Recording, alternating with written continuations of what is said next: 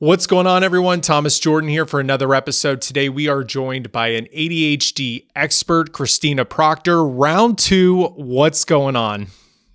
Hey, Jordan, it's great to be here today.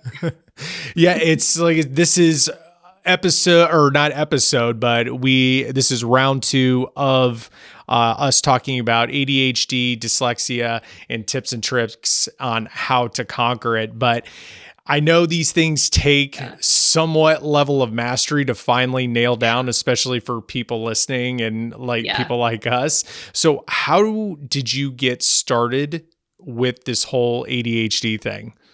Yeah, how I got started with the whole ADHD thing, that's such a fun question. I know. Well, I spent about 15 years in corporate America, struggling because, I could sprint for an extended period of time and go really fast. And then I just hit a wall. And I knew I had dyslexia. And eventually I went in to get retested so I could ask for accommodations at work. And through that testing process, the doctors were like, oh, by the way, you actually have ADHD as well as dyslexia. And I was like, that's cool. And so I went through the different stages of grief, which is I went through denial and continuing to white knuckle and think I was stronger than my ADHD. And then eventually the acceptance kicked in and I started figuring out what it looked like to work with my ADHD and to stop fighting against it. And that's really when I started on the path of where I am now. And so my passion is working with adults to help them understand that they don't have to live a life of burnout, and to work with organizations to help them know how to better support people with ADHD. Now, you say you went and actually got tested for it. Do you think there's a lot of people, including myself, who go self-diagnosed versus going somewhere to have a professional evaluate you? Yeah, I think there's validity to both. You don't have to work with me. You don't have to have a formal diagnosis, because I think at the end of the day, if symptoms of ADHD resonate with you and the tools that I have help you get through your day, that's great. And so at the end of the day, it's really all about learning about yourself and how to better support yourself. And so self-diagnosis or formal diagnosis, if you are either one of those, they're both valid in my book. Yeah. And you mentioned going through stages of grief and things like that. Did you ever question it? Did you ever question having ADHD and dyslexia? Even though the symptoms matched up, you were like, that can't be it. There's no way I have this. Yeah, no, I definitely did go through that in my mind, because that whole stigma of what ADHD looks like was deeply seared in my brain. It was, a little white boy in second grade, not able to sit still. And it's well, I'm a full grown 30-something woman. Why is this just now coming out? This is not a thing. And as I did more research and understood how ADHD manifests, especially in females, I realized that, I definitely have ADHD and have been masking it heavily for a very long time. And that's what took up all my energy. And in your research, do you think ADHD and dyslexia affects men and women different? It can. And so dyslexia, I don't know if that necessarily manifests or impacts people differently. I think when it comes to ADHD, when we think about how males and females stereotypically are socialized, especially in the 80s, 90s, and early 2000s, girls growing up were socialized to, be this quiet, you don't want to be too big. And boys were allowed to be a little bit more rambunctious. And so even if I was exhibiting ADHD hyperactivity, I would probably be redirected more to sit down, be calm and quiet. And so girls also usually are diagnosed more with the inattentive type. And so that's way more common. And so whether that is because we are literally more inattentive type, or if we're socialized to hold back and mask that hyperactivity, I don't have the answer for that. I can just speculate my experience. And so typically women or females or AFABs, assigned female at birth, are diagnosed with ADHD inattentive type. And so that's where basically our hyperactivity is more in our brain. And so we can be described as aloof, or I was described as airheady or daydreaming. And it's just like, that's not completely, it's basically ADHD. People that diagnose it or go into the DSM are writing the diagnostic symptoms based on how the person who has ADHD is, showing externally. And so how we're perceived is how those symptoms are written. And I guess in your experience, is there any studies or anything that when it comes to ADHD and dyslexia of why sometimes it manifests later in life? Because with me, I felt like I was fine through school because I can remember in elementary school, I was a huge, I know what it is now, but I was coping, but I was like cheating. I was like a master cheater. And I just didn't know at the time because it wasn't really talked about like it is now. But even now, I still think there's a lot of institutions, schools are still not up to par when it comes to handling how our brain works. But I didn't notice it until I was in my career in broadcasting, and I couldn't read a teleprompter with a clear read. And my news director asked me, he's like, I don't understand. You can do these live shots, no script, talk forever.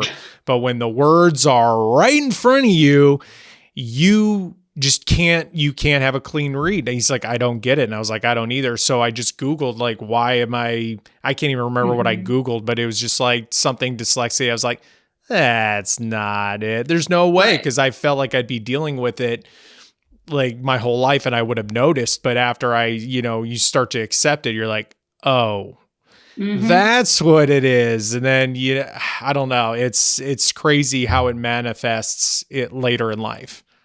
And so there are studies off the top of my head. I can't think of anything specific. However, I can tell you based on my experience as a coach and as somebody who has ADHD and dyslexia, when you think about, and they have done studies and know that specifically in women, it is challenging for the ADHD diagnosis because typically women are brushed off with ADHD because of what I affectionately call the just diagnosis, which means that as we age, our hormones change, hormones change for men too, right?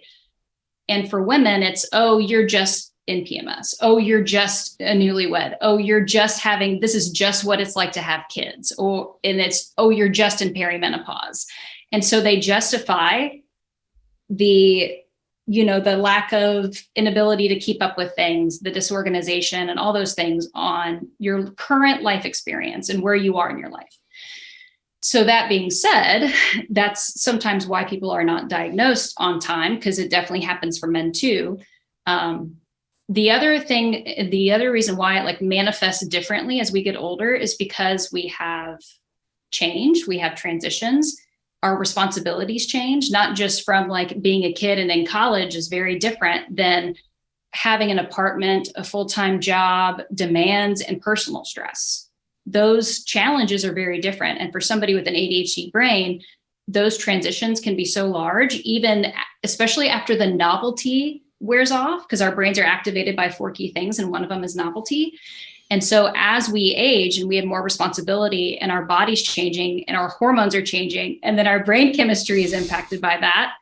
So the symptoms are going to start getting worse. And when we're able to stay up until 2:00 in the morning writing papers or hitting work deadlines, that's not sustainable long-term for our entire life. And we start to beat ourselves up that we can't sustain that. And the fact of the matter is that you really couldn't sustain it before. You were just masking your ADHD with that success. And so at the end of the day, you're left holding this receipt of I need to rest. I need to do all these things. And we're telling ourselves we shouldn't have to. And in actuality, as we get older, it's a necessity. I'm getting flashbacks from high school when I get a project is due in a month and the night before it's due, at like 10, 11 o'clock sometimes when like the world shuts off. I just hammer through till like 2 or 3 in the morning. Yeah, that's well, and Thomas, the thing about that too is it's really important to recognize that our rhythms for rest are very different than the rest of the world's. And sometimes at night is when we can finally focus because the hum of the day is lower. So we don't have as many, not just pings on our phone, but just it's quiet. And so we can kind of think and process and really hyper focus. And so sometimes that is difficult too, because our sleep rhythm is different from the rest of the world's. So it's procrastination and when we can calm down and rest. So there's lots of pieces there. Now, when it comes to ADHD and dyslexia, and you're talking about how our brains shut off at night so we can get things done and the hum of the world is gone, is it possible with the right training to somehow make it so where the day doesn't hum during normal business hours so we can get things done in the morning and afternoon and free up our nighttime? The reality is that our brains are different. And to be able, if you're wanting to function, quote unquote, normally as everybody else, that's not going to happen. I say that to people. Yeah. And that's, people hate it when I say that. Yeah. And it's true. What you are able to do is to start identifying how to work with your brain. So if you know that, for example, that you work best between the hours of 9 a.m. and 11 a.m. and you need to take a break, have some lunch, and then you work really well from 1 to 3. And then from 3 to 7, you can't do anything. Don't work during those hours if you're able to do that. So really it's about learning your rhythms and what your body needs. And that goes into energy management. And so people who are working a regular Monday through Friday, 9 to 5, there might be a situation where maybe instead of taking a noon lunch, you take one at 2 o'clock. And you tell your boss, I work best when I can work between these hours, take a late lunch, and then I can come back for a couple hours to wrap up the day. And so really learning what those rhythms look like so that you can work when you best work. Interesting. Yeah. And for people who have ADHD and dyslexia or one or the other, when you talk about like energy management and it's their first time hearing it, how would you describe it? I would describe energy management as a tool that you can use to learn to work with your ADHD and with your mind and your body so that you can be successful in the things you want to be successful in. So it's really learning what's important to you by setting goals and understanding what you are able to do realistically and what you need to reshift your focus on. And I know you're working with a lot of clients now with energy management, with people who do have dyslexia and ADHD. So how do you walk them through their typical day to kind of help them with their energy management? Oh, this is such a fun question. So this is the very first thing. Energy management is the first thing I do when I work with a new client. And so the first thing we do is we set up an energy tracker where they track their energy for 28 days. And during that process, we identify high, low, and medium energy levels. We also put in a notes section for each day, high level things that they did. So we can start recognizing patterns. So maybe after 3 high energy days, you're going to have 1 low energy day. Maybe you recognize that when you have a meeting with your boss, the next day you have low energy. So we work through 28 days of data. During that process, we identify routines that we want to set, because the goal with routines is to, like in the morning, we want to lessen the demand on your executive functioning, because ADHDers have executive dysfunction. It takes a lot of energy just to do, basic day-to-day tasks. And it's just the truth. Yeah. And so we work together to create the ideal routine and create small steps to get there. As simple as and then we identify friction points. So those are the first 3 steps we do. Energy management tracker, where we recognize patterns. The second thing we do is identify the ideal routine. And the third is an ideal routine and routines that are realistic. And then the third thing we do are identifying friction points, what's preventing you from having that routine now. And sometimes the friction point is people think that they can do 3 hours worth of things in one, because time blindness is a thing. Yeah. But it's so funny because, yeah, it's like, yep. Even as I'm like self-diagnosing myself right now, just on going through energy levels, because that's how it is with ADHD and dyslexia. Right. And it's just, there's days where I feel like I could just do a marathon of small tasks, big tasks. And then there is days where there is not an amount you could pay me to get the motivation to go do stuff. And then when you try to do it, it is like you've got 100-pound pack on your chest and you just cannot move. That's right. And that's one of the important things to really accept about yourself is on low energy, what does a low energy day look like? And allow yourself that space to rest.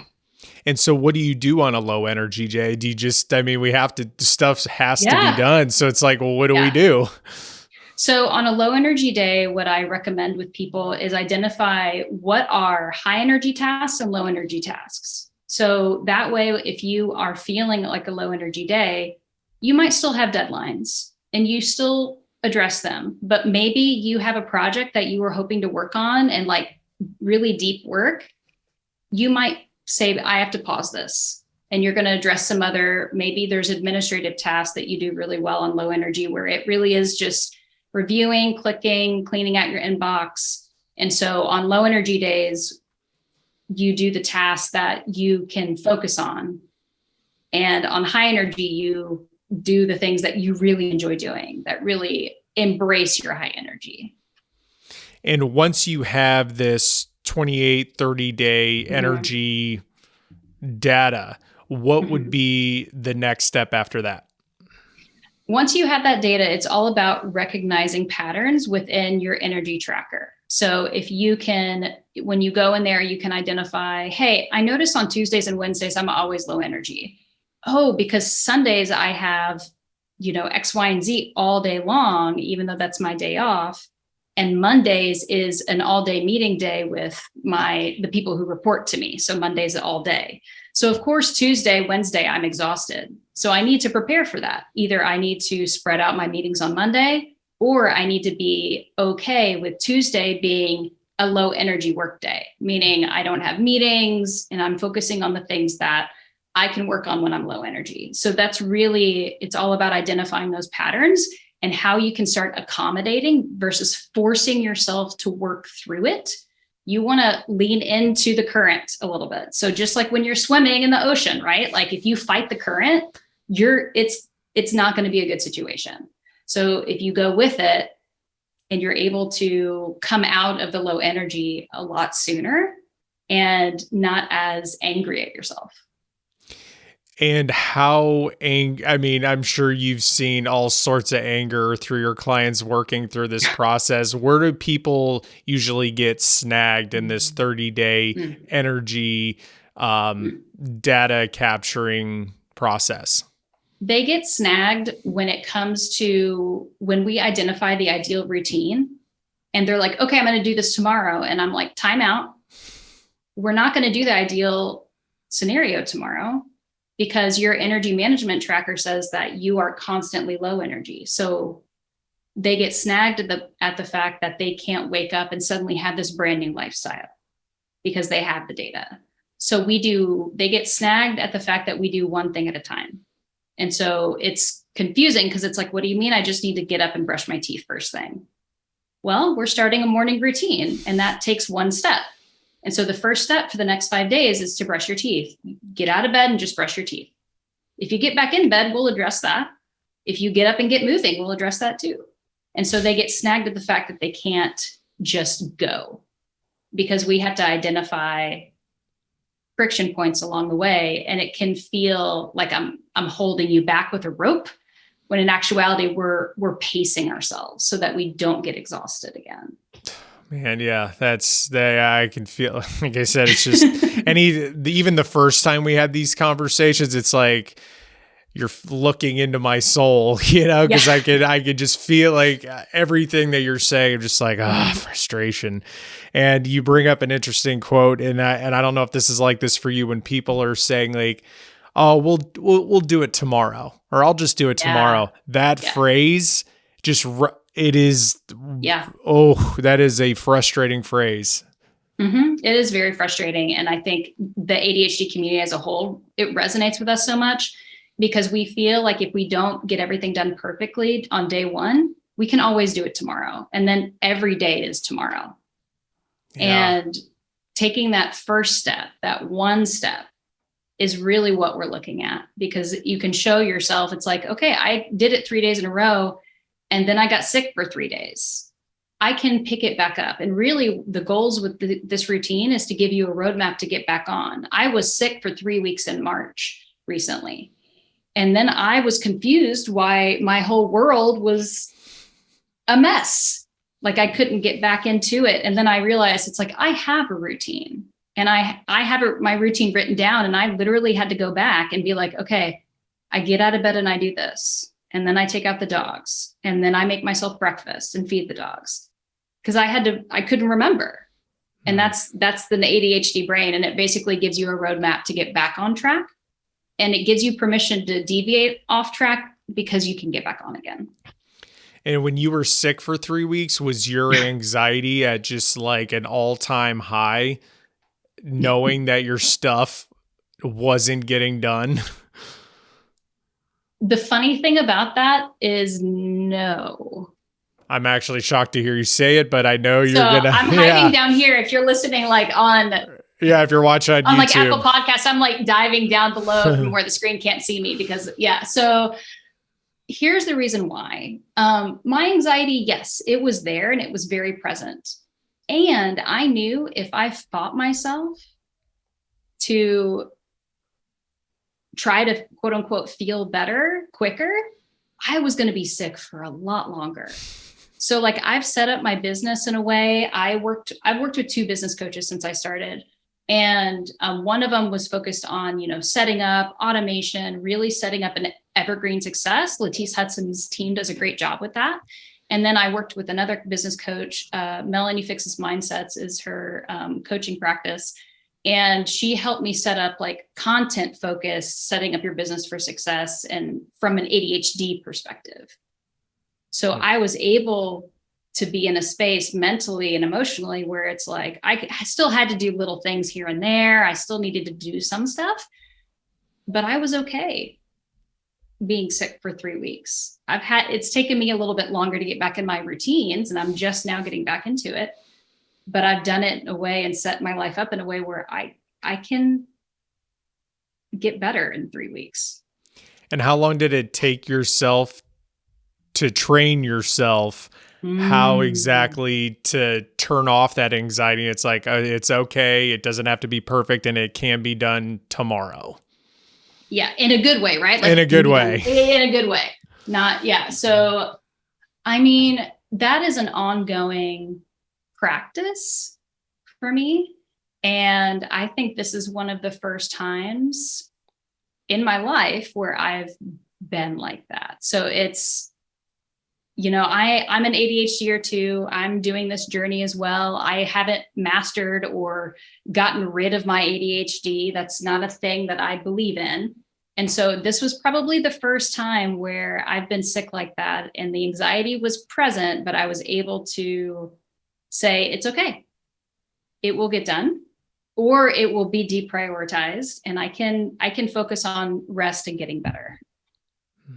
And you mentioned, going through routines and lists and data and tracking, which I'm a huge fan of, because I feel like if you don't track your progress, then you either stay in the same place, get worse, or just nothing happens. Right.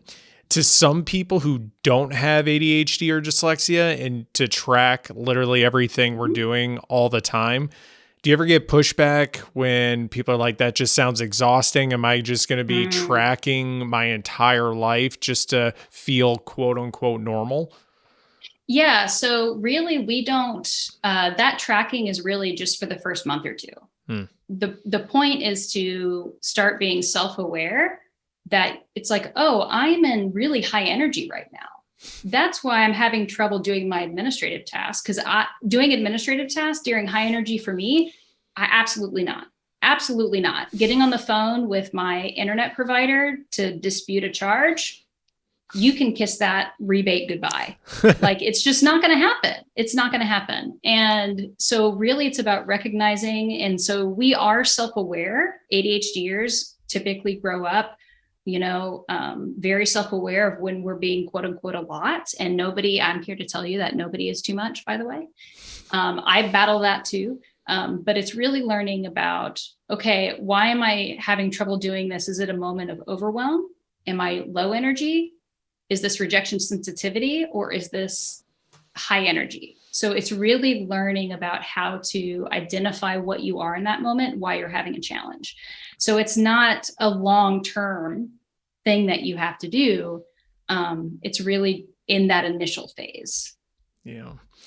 And especially with like entrepreneurs, because the whole ADHD dyslexia mixed with entrepreneurship, which requires so many moving pieces. And I feel like if anybody can relate to this, it's us, because and I told you this off camera, it's like once I get so overwhelmed, it's like I just want to either throw in the towel, or when there's multiple things that need to be done, my brain, it's like, it's really hard to just track everything, especially like I said, if learning funnels, learning Facebook advertising, learning SEO, YouTube, production, shooting, writing, editing, and now this whole ChatGPT thing. It's like, there's just so much that needs to be done just on a learning scale and a business scale. So how has it been working with entrepreneurships who have ADHD and dyslexia?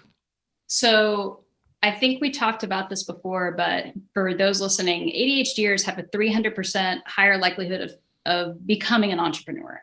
So we have 300% higher chance of doing that, right?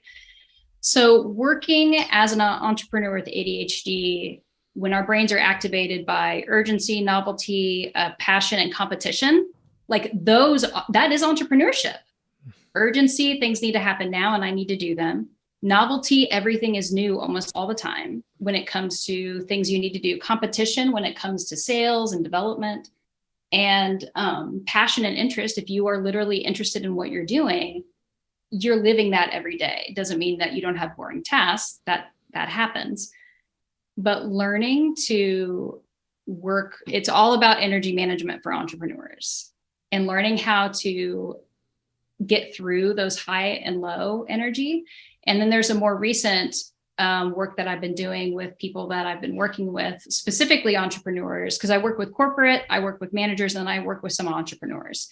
And the biggest tip I give people that we work through over the course of a couple of weeks is AEM, which is what can you automate, what can you eliminate, and what can you delegate? Because we might be interested in learning how to build funnels, for instance, or how to edit video. And we might get to a point where we're like, I'm done. This is no longer fun. I'm not interested in it anymore. And in those moments, I ask them, is this something you can automate? Is it something you can eliminate? Or is this something you can delegate? Because sometimes at the end of the day, the thing that we're annoyed with, you might be able to stop doing it. Like posting on Twitter, there might be some content you can start repurposing instead of writing that from scratch, even though you used to enjoy that. There are tons of automation tools that you can build when it comes, especially like with ChatGPT, identifying different types of content ideas for your business, and where that automates directly into a Google Sheet. So you can go in there and pull it and put it into Canva.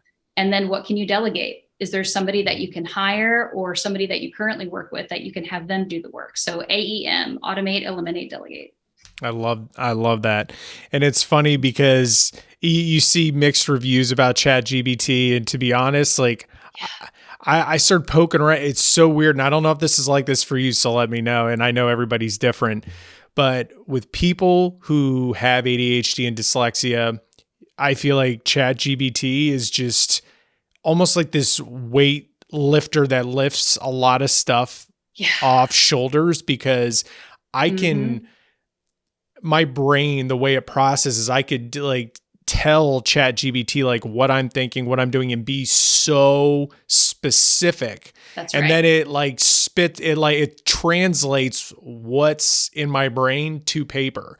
And I just started messing with it. I'm just like, where have you been all my life? Yeah, exactly. Because like I just said, I can just be, everything that's in my head, I could just to the line, like bullet point after bullet point is being specific as possible. And I can't come up with a title or a headline or just anything that requires writing, like pen to paper. I'll sit there, and I've just never been a strong writer. And it's like, I just tell ChatGPT everything I'm thinking and just to the T, and it just spits out what I'm thinking. I'm like, oh, that's what I'm trying to say.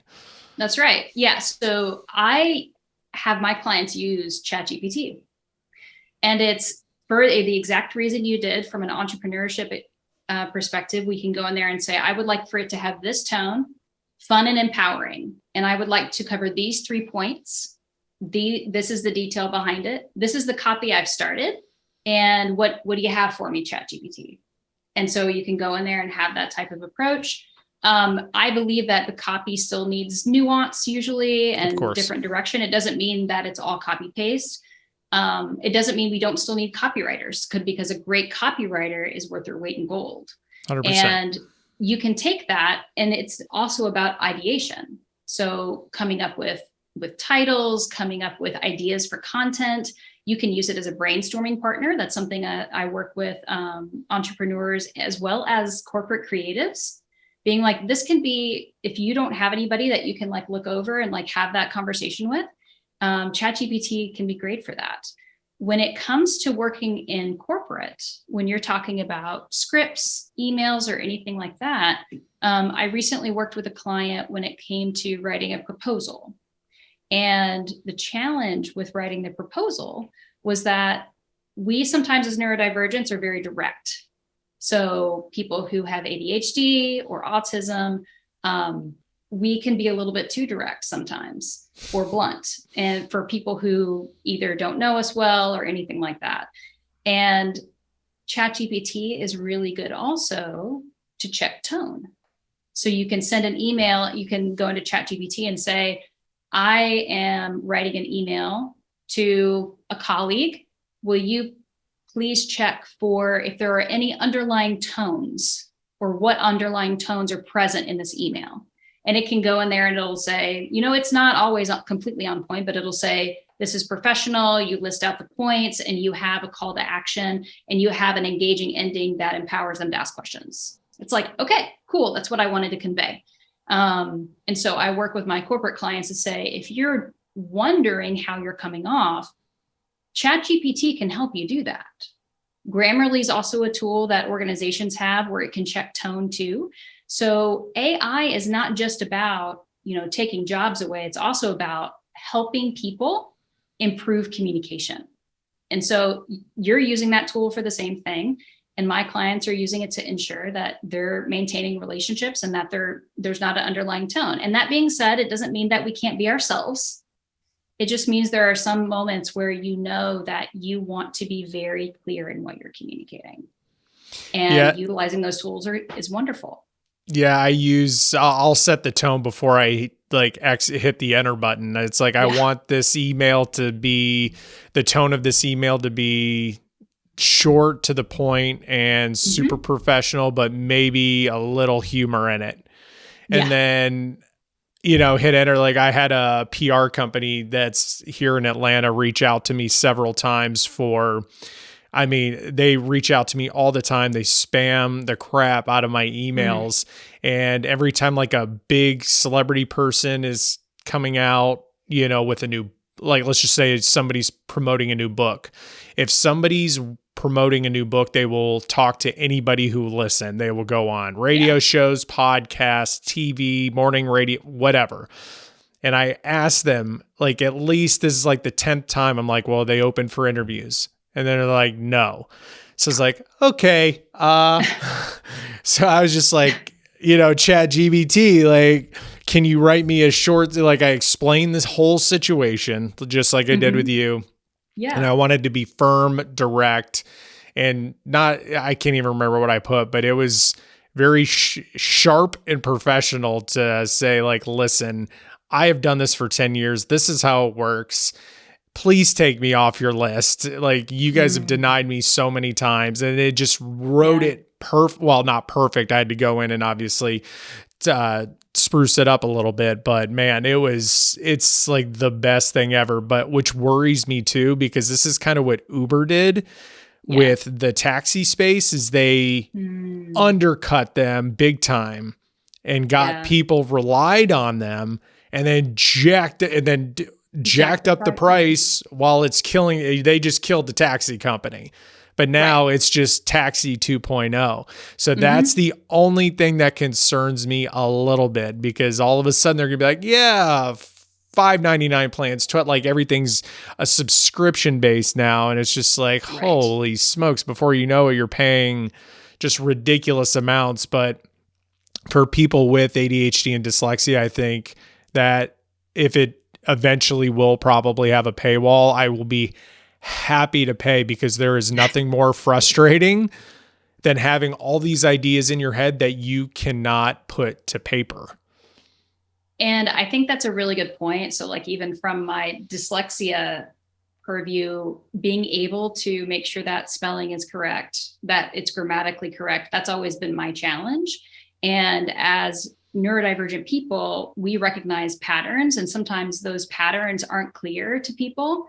And we recognize them and feel the pattern. We don't always know how to communicate it in ways that other people understand. So yeah, I completely agree with you that ChatGPT is great for that, to be able to put that pen to paper, so to speak. Yeah, and it's so funny you keep mentioning Grammarly. I don't know if you remember this, because I'm pretty sure we're around the same age. Do you remember when it was free? Like, Grammarly was like built in. I remember there was times where I was like writing a paper, the word was nowhere near what it was supposed to be. And it's like, oh, you meant this. I was like, yeah, click. And then just as the years went by, it just got crappier and crappier and crappier. And now all of a sudden, Grammarly. And it's like, but the low rate of $7.99. It's like, come on. I'm pushing 40. So I don't remember Grammarly in 2005 when I was writing papers in college. But I really wish I would have had that in school. That would have been great. All I remember is, very basic spell check in Word, which is not the same thing as like the grammar checks that those things do. Now, like I said, I'm pushing 42. I got a birthday coming up, so I feel you. But yeah, no, I just remember stuff like that, and then like the paper clip on the animated page. Yeah, Clippy. That's his name. That's his name. It's good times. Love Clippy. Yeah. But now, how is this transferred into your content? Because I know you're just crushing it on Instagram and TikTok and things like that. How has that been going for you? And what, I guess, tips and tricks do you have for other ADHDers and people with dyslexia for creating short form and or long form content? Yeah. So the biggest thing that with my second coach, one of the things that she worked with me on, which I hold on to every day, and one of the reasons I was able to jump back into my work after I was sick, is the concept of low energy content and high energy content, and batching, which is what you and I have talked about before. And so low energy content are on TikTok, for example, are the stitch type videos, blind react videos. You don't have to necessarily, get ready or have a script or have specific content in mind, but you can blind react to things. It can be on trend, doing B-roll with text overlay. So low energy content, and have that in my drafts. And then I do high energy content when I'm really feeling it, and it's usually after I do interviews like this or do a lot of coaching, I feel very inspired. And so I'll go in and I'll record 2, 3, 4, 5 high energy content pieces with information that, I talked about in coaching that day. And so when you have ADHD and you're an entrepreneur and you're trying to do content, I would say thinking about batching and high energy and low energy content, so that way you're not feeling like you have to create it on the day of, because that puts you in a position where you just start to like really dislike it instead of embracing it when you have the energy. And so this is energy management for your business, right? So high energy and low energy content, and producing it that way. The other thing I do is I do have a Mac. And so one of the things I do is writing captions is the thing I absolutely hate. However, they're critical for TikTok because the search engine optimization is real and there are people that are using TikTok as a search engine. So it's important. People may not necessarily be reading the full caption, but TikTok and Google are. So what I use is I do use ChatGPT.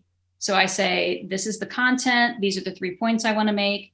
These are the hashtags I want to include. What you got, ChatGPT? I put it, nuance it a little bit. I take it, I put it in the Notes app on Apple, which syncs with my phone, copy, paste right into TikTok. So I've created workflows, high energy, low energy content, getting the caption on there, that have really streamlined getting that stuff done because I don't have to do it all myself. And that's one of the biggest things. So that's all about the automation. What can you automate? What can you eliminate? What can you delegate? That was my next my next question is how much of it is automated? What have you eliminated? And what was the last one? What have I delegated? Delegated, yes. So there are some things that I do.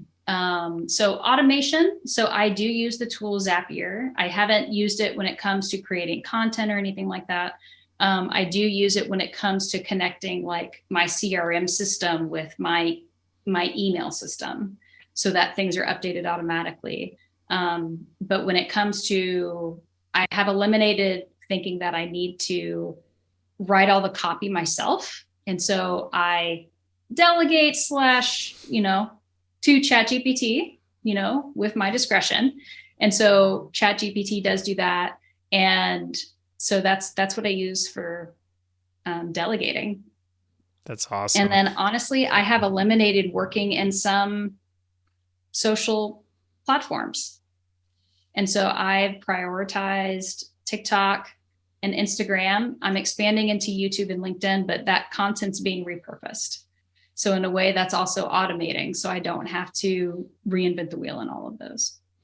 Yeah. And that kind of, I kind of, that's what I talk to my clients. Your audio, that is me. Did you? Can you hear me now? Can you hear me now? Ooh, wait. Whoop. Testing. 1, 2, 3. There we go. Can you still hear me? I can still hear you. Awesome. Sorry about that. No, I think your AirPods died. They did, yeah. Yeah. But no, yeah, I'll just pick up right where you left off. I think we were just talking about shit. I had it. Where'd it go? What were we just talking about? I was talking about what I have eliminated as an entrepreneur. Yeah. Yeah. Oh, and the multiple platforms. Yeah. Okay. Mm-hmm. So yeah, you were talking about being on multiple platforms and not feeling like you have to be everywhere. And that's what I talk to a lot with my clients. I've actually named it the Gary V catastrophe because if you're an entrepreneur and you're on the internet, or if you're on the internet anywhere, he's just like, oh, you got to post. Now his new thing is, oh, you got to do Facebook stories, YouTube shorts, and TikTok. That's great. But I love Gary, but there's just some things where it's like, I've done that. I've tried to be everywhere, and that is the fastest way to burnout. And if you have ADHD or dyslexia, that is the even quickest way to burn out. And it's not fun anymore. Right. And that just will if that works for some people, mazel tov, you do you. But what people don't, I don't know if people know, but Gary's got like a 25-person team doing all this. Like it's insane. So, and that's what I talk about is my expertise is YouTube. And it's like, just start with one and then start expanding. Now, if whatever you're doing, if you're getting clients from Instagram and TikTok, then I use Instagram and TikTok. Yeah. But it's just like pick two if you have to. And the beauty of, and we've talked about this before too, is if you're on YouTube, YouTube Shorts are 60 seconds. So you can take that 60-second clip and put it anywhere.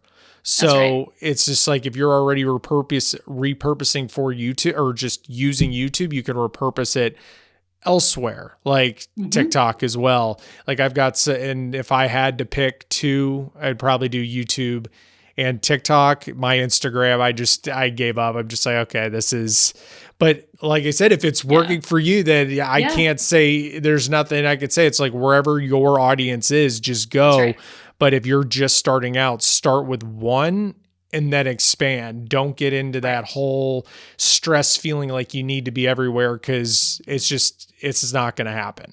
That's right. And that is some of the best advice. And sometimes if you don't know where to start, doing really understanding, like you said, who your audience is, and then you can figure out which platform to start with.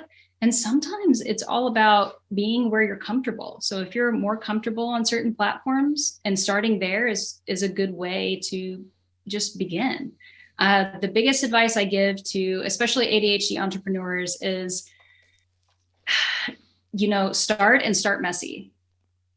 And because we have a tendency to focus on perfect, because, we have rejection sensitivity. We've been redirected so much since we were kids. We want to start, and we're really good at planning. And it's the starting and completing. It's like those bookends, right? Like in the middle, we can kind of like make our way through. It's getting to that starting line and then staying interested enough to get to the finish line. And so really starting messy and being okay with the journey along the way is the biggest thing. And that takes practice. Lots and lots of practice. But like I mentioned before, I will still I will die on the hill that everyone should start with YouTube, just because is the world's largest search engine.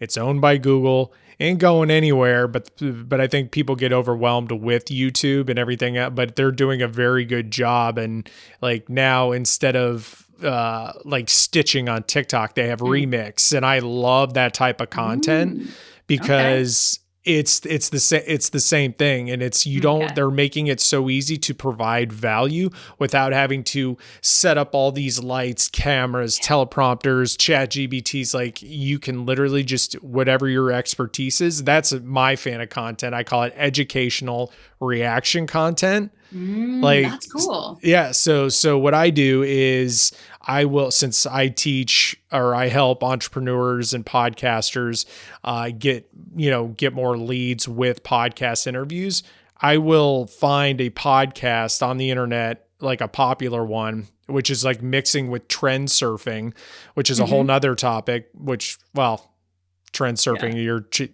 that's self-explanatory, but I'll just sit there for like an hour and watch the interview and just react to it. And then that's one long piece of content for an hour. And then that chops up into it depends how many times I stopped, anywhere between 30 and 60 times. And then you just repurpose that. So like I said, reactional educational content is the way to go, I think, just to keep it insanely simple without getting overwhelmed with tech. Well, and I'm a YouTube convert now because my most recent client came from our YouTube podcast we did not that long ago. And then I have another conversation with somebody who found me that way too. So that is not necessarily a platform that I've utilized. And clearly that is something that I need to be putting more effort into, because I've gotten more like really qualified leads from just that one video. That's awesome. And so I would benefit from really investing more time in YouTube. So can you walk me through what happened? Because like I said, this is so valuable. And it just, when you sent me the email telling me that you got clients from our podcast interview, it just like validated that this is what I'm supposed to be doing. Because it's just, not only is it valuable for myself, I get to scratch that itch of like, I love interviewing people, but this is what I keep telling entrepreneurs and podcasters who are trying to monetize their podcast, is to triple, quadruple down down on interviews because you just don't know who's watching. But Mm-hmm. what happened when we did the interview, I posted it, and the new way for me to provide value is to give away all my clips, just give away the final product. Don't care if you tag me, whatever, as long as it helps you. But what happened? So what happened was that somebody, two confirmed people, but I know other people have found me that way too. It's just, they've translated that over to having conversations on TikTok. So, but basically two entrepreneurs were searching for ADHD and productivity, trying to improve their productivity in their businesses and knowing that they're ADHD. And so what happened was that they found me through your video. And then they also, through that, they found some of my other content and they emailed me cold. I had people emailing me cold, and that has never happened before. So this was a new experience for me. In the past, it's been, people reaching out to me on Instagram or TikTok, typically from ads or direct calls to action about like how to receive I have several products that are available for free because I have the same mantra as you. It's like, I give away all of the stuff that I talk about in coaching. Where I provide value for people is making a unique program just for them and walking them through that process and helping them work through any challenges or friction points specifically unique to them. And so we work through it that way. So how that happened to receive a cold email from who's now a client, it was eye-opening for me. And I had not had that happen before. So thank you is what I want to say. No, you're welcome. I love it. Like I said, it seriously, it just warmed my heart. It's like, even if it didn't close, it still got to a point where it was a sales call. And like I said, if it doesn't close, you still get to learn whatever you learned from that sales call for the next one. And right. Well, I mean, they one of them did close, but I know what you're saying. Yeah. That's even that's even better because it's like, and it's just like I said. I mean, how-to videos. I talk about this in my content too, where it's just I get exhausted doing them. I don't mind doing them, but I would rather do this and just do this all day, just to like showcase expertise. But I could talk to you about this forever, but I know just in case people do want to reach out to you, I'm going to leave it, if you're watching on YouTube or you're listening, going to provide all your contact down below. But where can people find you? They can find me on neurodivergentventures.com, or on TikTok and Instagram, where the handle is the same, which is ADHD Coach Katina. Awesome. Kristina, thank you so much. I appreciate it. And we look forward to I look forward to more conversations like this. So, like you said, anytime you got something new, I know entrepreneurs, especially with entrepreneurs with dyslexia, ADHD, or both, will definitely appreciate it. Yeah, absolutely. Thanks for having me. This is a lot of fun.